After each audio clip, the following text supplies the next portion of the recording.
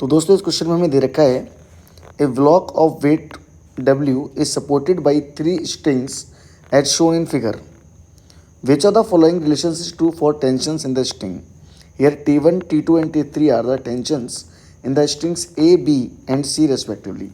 तो क्वेश्चन हमसे कह रहा है कि एक हमारे पास वेट है जो कि 3 स्ट्रिंग से है, A, B, C से इक्विलिब्रियम में है, ये सपोर्ट कर रहा है. तो हमसे बोल रहा है कि इसका टेंशन T1 है, B वाले का T2 है और C वाले का T3 है. तो आपको बताना है कि इनमें से जो हमें 4 ऑप्शन दे रखे हैं इनमें से कौन सा ऑप्शन सही है. तो कैसे करेंगे इस सवाल को, देखो हम इसको बैलेंस करेंगे कंपोनेंट करके. तो यहाँ पर हम क्या करेंगे, एक वर्टिकल लाइन ड्रॉ करेंगे. तो देखो ये एंगल हमारा कितना हो जाएगा 90 डिग्री और ये एंगल कितना हो जाएगा 45 डिग्री. ठीक है, तो T2 के 2 कंपोनेंट हो जाएंगे. कौन कौन से कंपोनेंट होंगे T2 के बताइए. इधर हो जाएगा हमारा T2 cos 45 डिग्री और इसके परपेंडिकुलर हो जाएगा हमारा T2 sin 45 डिग्री. ठीक है, अब इनकी इक्वेशन लिख लेते हैं.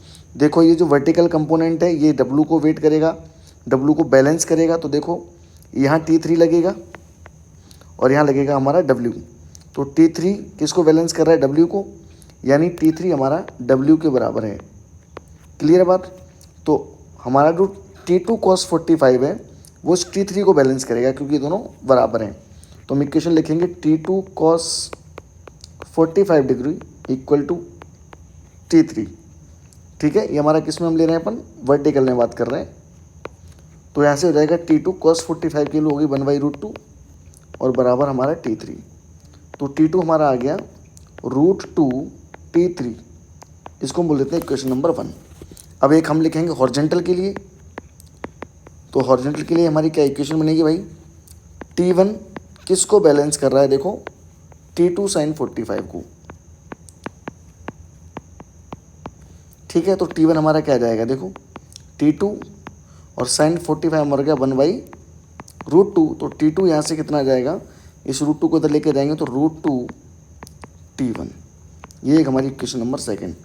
तो अगर हम इक्वेशन नंबर 1 और 2 से देखें, फ्रॉम इक्वेशन 1 एंड 2, देखो ध्यान से T2 इसके बराबर है और यहाँ T2 √2 T3 के बराबर है. तो इसका मतलब हमारी LHS बराबर है तो RHS बराबर होगी, यानी √2 T1 इक्वल टू हो जाएगा √2 T3. हमारा क्या कैंसिल आउट हो जाएगा, यहाँ से हमारा √2 से √2 कैंसिल हो जाएगा. तो T1 हमारा आ जाएगा T3 के बराबर. कौन सा रिलेशन हमारा है, देखो T1 इक्वल टू T3. ये देखिए बी वाला ऑप्शन है T1 इक्वल टू T3.